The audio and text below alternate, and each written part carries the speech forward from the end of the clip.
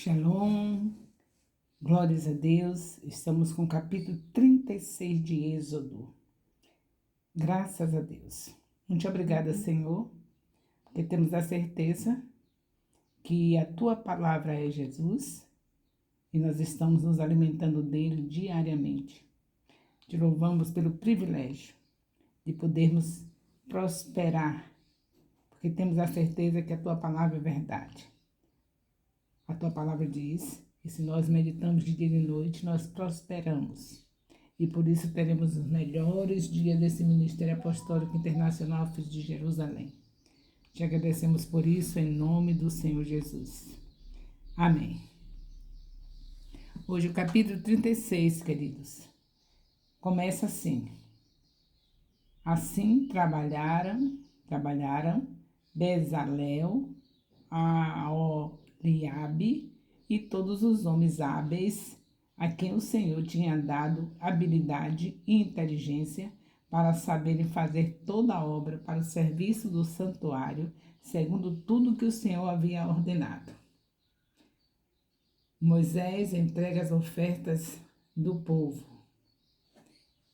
Moisés chamou Bezalel, Aholiabe e todos os homens hábeis, em cujo coração o Senhor tinha posto sabedoria, isto é, todos os homens cujo coração os impeliu a vir fazer a obra.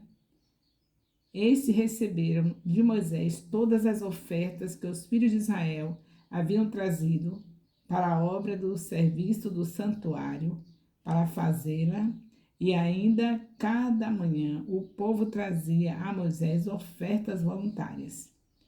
Então todos os homens sábios que se ocuparam em toda a obra do santuário deixaram o que faziam e vieram e disseram a Moisés: o povo traz muito mais do que é necessário para o serviço da obra que o Senhor ordenou que se fizesse. Então Moisés ordenou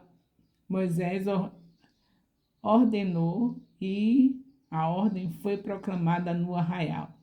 Nenhum homem ou mulher faça mais obra alguma para a oferta do santuário. Assim o povo foi proibido de trazer mais, porque o material que tinha era suficiente para toda a obra que se devia fazer e ainda sobrava. Aqui nós vemos logo a honestidade daquele que está preparado por Deus, daquele que tem o Espírito de Deus. Foi isso que Deus fez com Bezalel, com Aholiabe, derramou do seu Espírito sobre eles para que ele fizesse toda a obra do santuário, do tabernáculo, com eficiência e também com honestidade. Olha o que aconteceu. O povo continuou trazendo as ofertas e ele foi avisar que não precisava mais. Então, isso já se mostra que eles estavam guiados mesmo pelo Espírito Santo. Um momento aqui, por favor, que eu vou ter que parar aqui com essa zoada.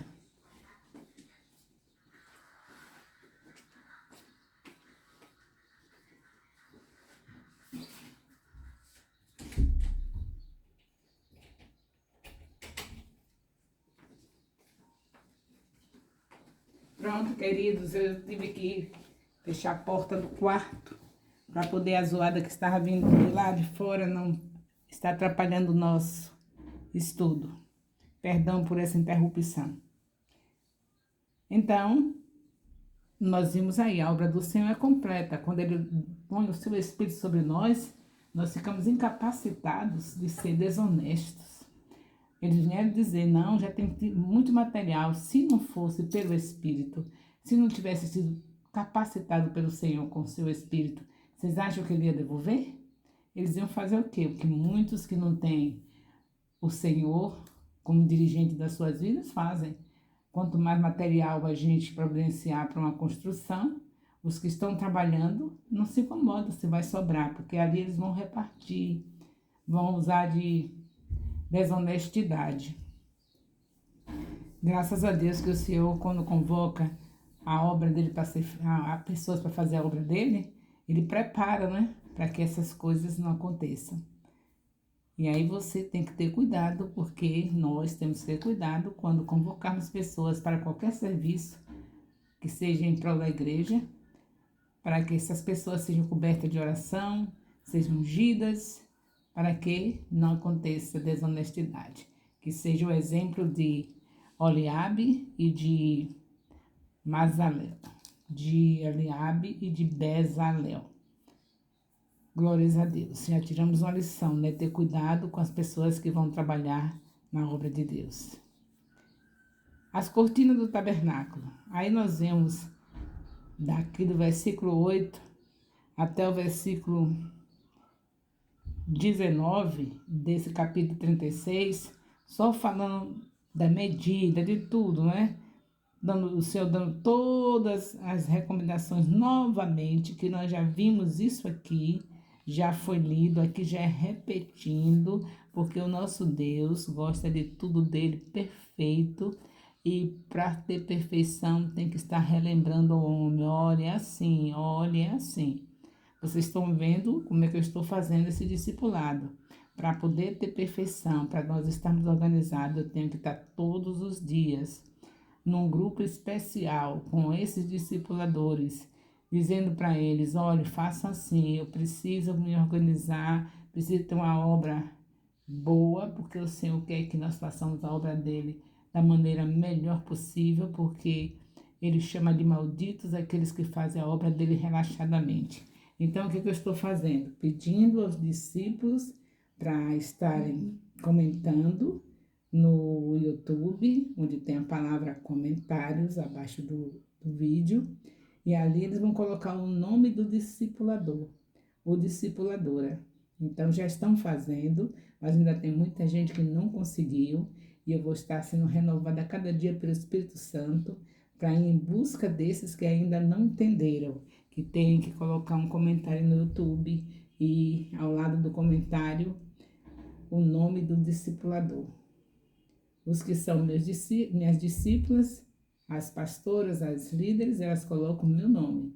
E os discípulos de cada congregação, que estão no discipulado, vai colocar o nome dos seus líderes, o líder da congregação.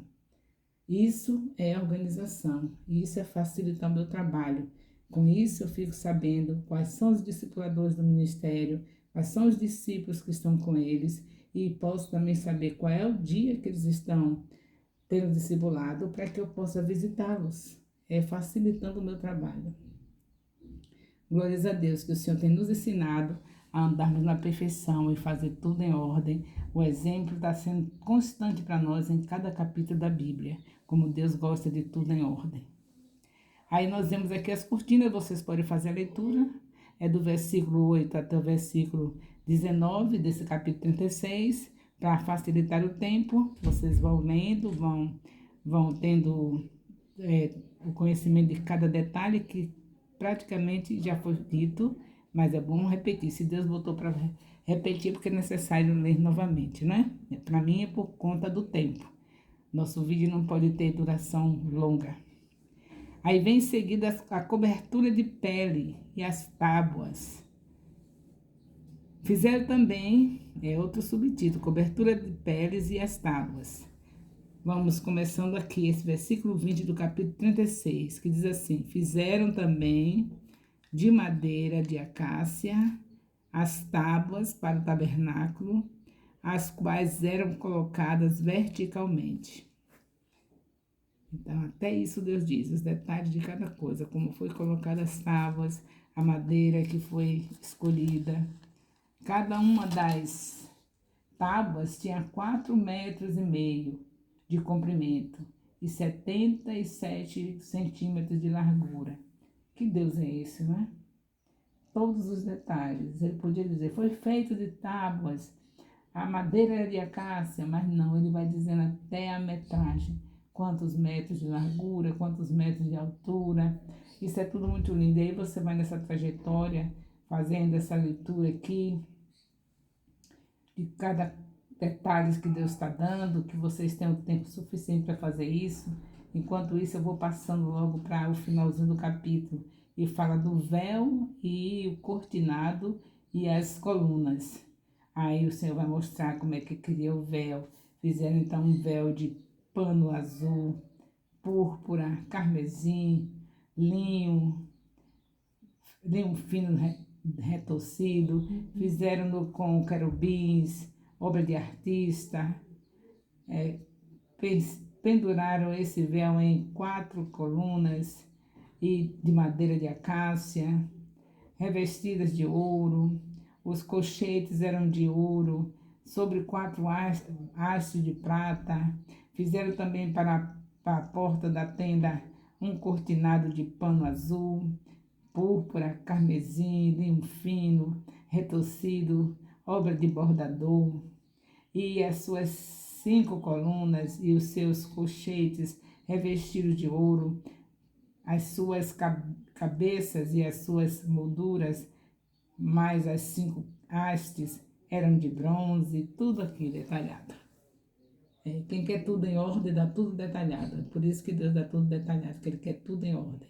Por isso que eu estou dando tudo detalhado no discipulado. Discipulado de 7 em 7 dias. Não é detalhado?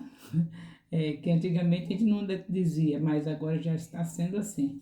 7 em 7 dias. Se o discipulador não puder fazer o discipulado presencial, ele envia os vídeos para os discípulos ouvem, anotam tudo que ouviu e depois o discipulador vai fazer o comentário no dia que voltarem a ter o discipulado presencial, junto ao comentário do vídeo que foi assistido na semana anterior por eles e o comentário do vídeo atual daquele dia do discipulado. Então, nesse dia, quando tem um atraso, uma semana sem fazer, faz-se dobrado. Quando vai reencontrar com o discipulado presencial, aí repassa o que foi feito por eles sozinhos em casa e depois entra no assunto que está sendo para aquele momento do discipulado presencial. Tudo isso é muito importante. A obra de Deus não pode ser feita relaxadamente. É a palavra dele que nós devemos amar e fazer com todos os detalhes como ele tem nos mostrado aqui. Aí vem o propiciatório também, aqui nesse capítulo 37.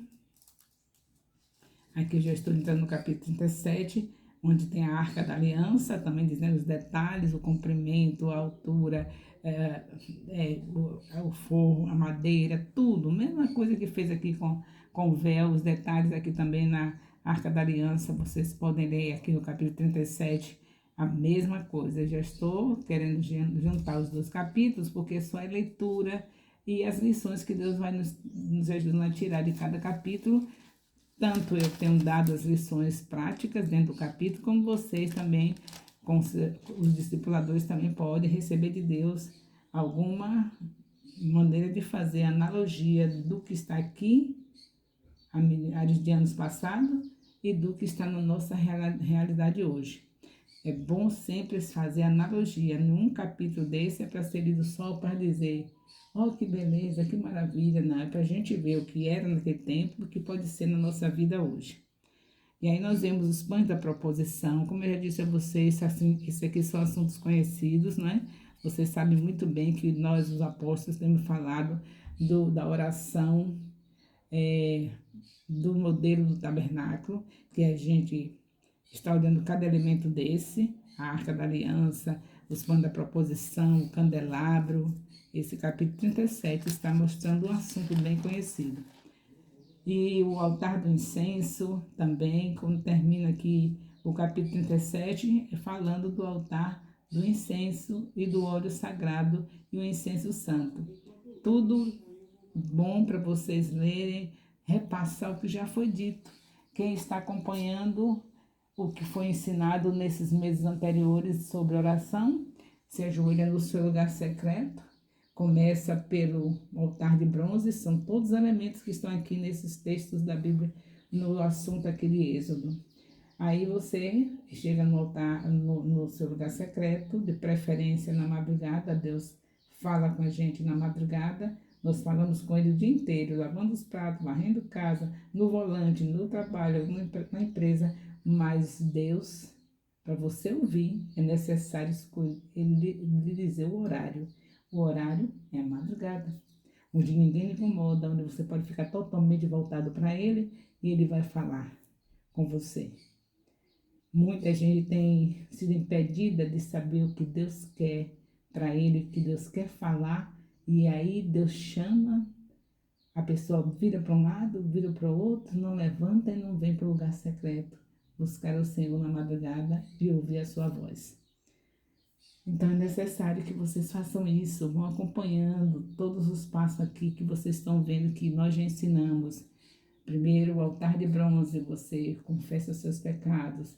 Depois, a pia de bronze, você se sente realizado, a obra completa, o perdão dos pecados e também a purificação, como está escrito em João, capítulo 1, 1 João, capítulo 1, versículo 9, quando ele diz: se nós confessarmos os nossos pecados, ele é fiel e justo para nos perdoar e nos purificar de toda injustiça. Aqui no altar de bronze você tem o perdão na confissão, na pia de bronze você tem a certeza da purificação pelo sangue, que aquela pia representava a água que saía para lavar a mão do sacerdote, representava o sangue de Jesus que haveria de ser derramado na cruz. Aí depois você vai para a mesa dos pães da proposição. Isso eu estou falando na lembrança. Você não vai ter essa arrumação toda no seu lugar secreto. Você só vai lembrando da obra maravilhosa do Senhor. Pães da proposição.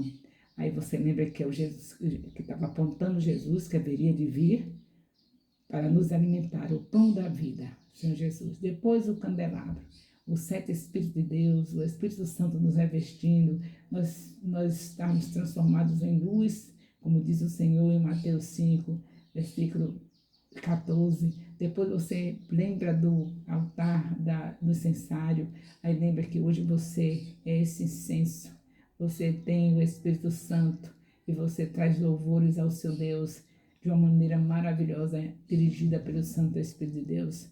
Você pode estar se voltando para Ele em adoração. Melhor do que aquele incenso, né? Ali só era para representar a nossa vida de adoração, de colocar diante de Deus os louvores, porque Ele habita entre os louvores. Depois você vê a Arca da Aliança no seu pensamento e lembra que um dia Jesus Cristo passou 33 anos aqui na terra carregando a glória de Deus, muito mais importante do que o que estava na Arca da Aliança. Na Arca da Aliança tinha um pote de maná que recolheram do deserto e guardaram como mais um símbolo, e temos de alimento, né? E temos a vara de Arão que floresceu e as tábuas da lei. Hoje, aliás, há 2 anos atrás, Jesus andou carregando o Espírito Santo, muito mais importante do que os elementos da Arca da Aliança. E para melhorar ainda, o Senhor Jesus deixou esse conteúdo maravilhoso, esse Espírito Santo dentro de nós, para que nós sejamos as arcas dele. Então, hoje não precisa mais de uma arca com aqueles componentes. Tudo isso a gente lembra quando está no lugar secreto, para podermos passarmos 1 hora com o Senhor, agradecendo o grande amor dele, de antes dele chegar, de Jesus chegar, fazer com que pessoas pudessem estar lembrando da promessa de Gênesis 3,15. Deus providenciou tudo. O tabernáculo é uma maneira do Senhor se fazer presente para o povo não se esquecer da promessa de Gênesis 3,15. E aí, esse capítulo 38 é só isso, recordando tudo. A bacia de bronze, o átrio, o cortinado, e aí tudo que você já ouviu e que deve ler novamente, porque vai assimilar mais. Não desperdice o seu tempo, aproveite e leiam tudo, do capítulo 38. Eu estou acelerando por causa do tempo do vídeo. Aqui no capítulo 39, você vai ver as vestes sacerdotais, a estola sacerdotal, o peitoral, que já foi lido também. Aqui eu já disse a vocês que o Senhor nosso Deus repete o tempo todo. Os livros do Pentateuco é cheio de repetição, porque os assuntos eram para ficar gravado não só na mente, mas no coração do povo escolhido por ele. O povo que começou em Abraão precisava se manter firme em tudo quando Deus falava, e para isso tinha que repetir. Então no capítulo 39 está falando do que já foi falado, das vestes dos sacerdotes, da obra do tabernáculo concluída. Tudo isso nós já vimos em capítulos anteriores aqui do livro de Êxodo. Quem quiser rever como foi que falou, para conferir com esse aqui, só é voltar para os vídeos que estão sempre no YouTube à disposição e rever. Deixa eu ver onde foi que Deus falou desse mesmo assunto, que talvez você não lembre qual foi o número, qual foi o capítulo, aí repassa tudo de novo.